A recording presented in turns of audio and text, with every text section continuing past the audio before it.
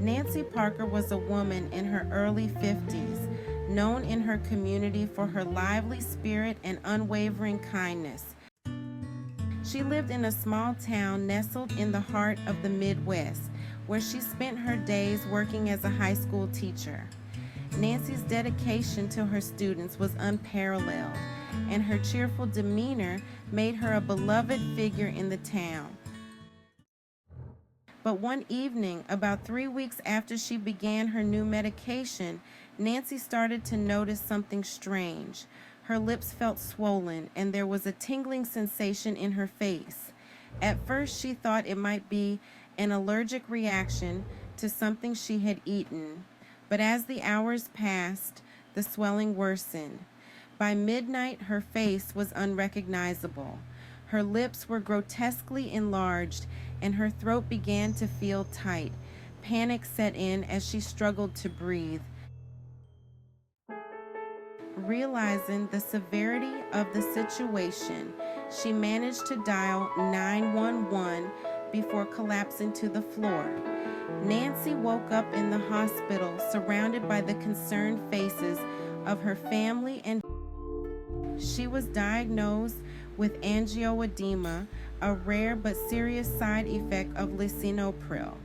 The swelling had spread to her throat, cutting off her air supply and necessitating immediate medical intervention. She had been intubated and placed in the intensive care unit, where she spent the next few days fighting for her life.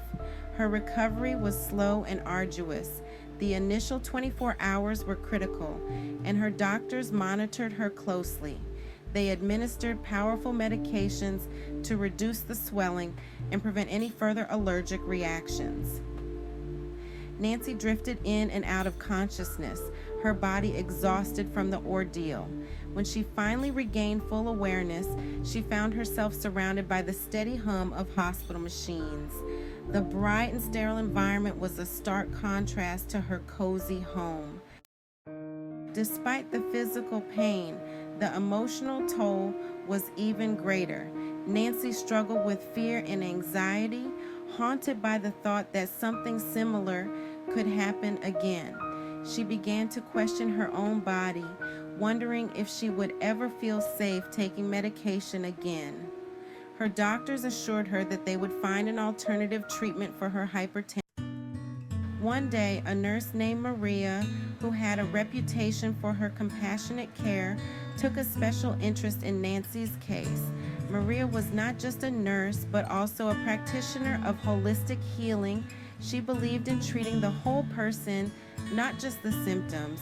She introduced Nancy to the idea of integrating spiritual healing into her recovery process. At first, Nancy was skeptical. She had always considered herself a practical woman, relying on science and logic. But Maria's gentle encouragement and genuine care persuaded her to give it a try.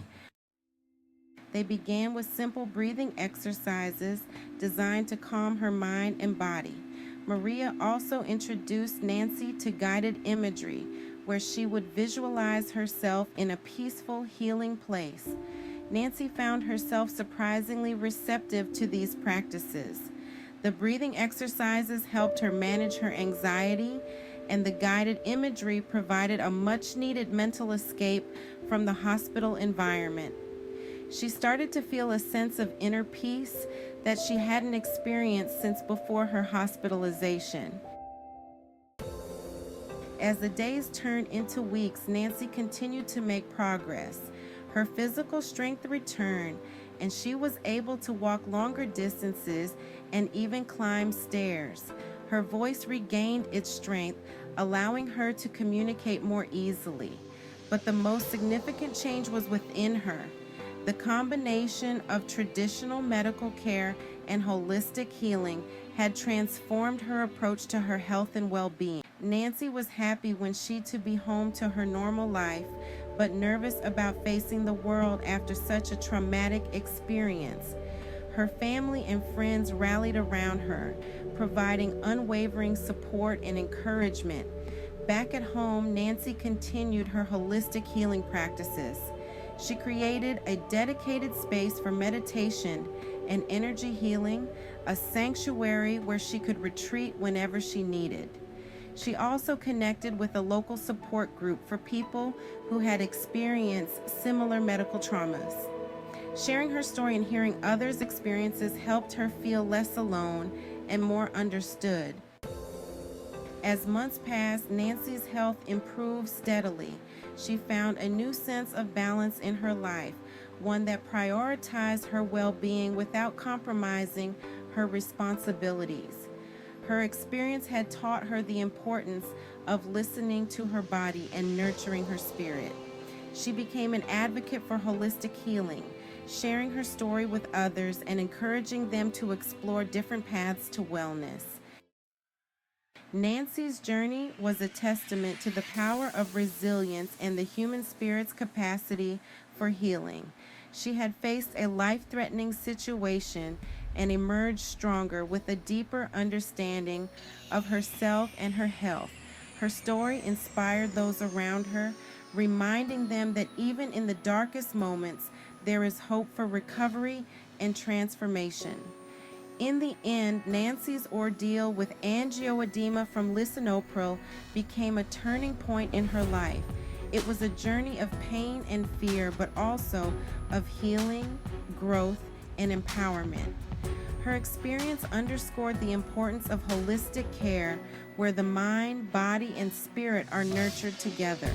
Nancy's story was not just one of survival, but of thriving, a beacon of hope for anyone facing their own health challenges. Thank you for joining us on another Sunday Real Life Recovery Miracle.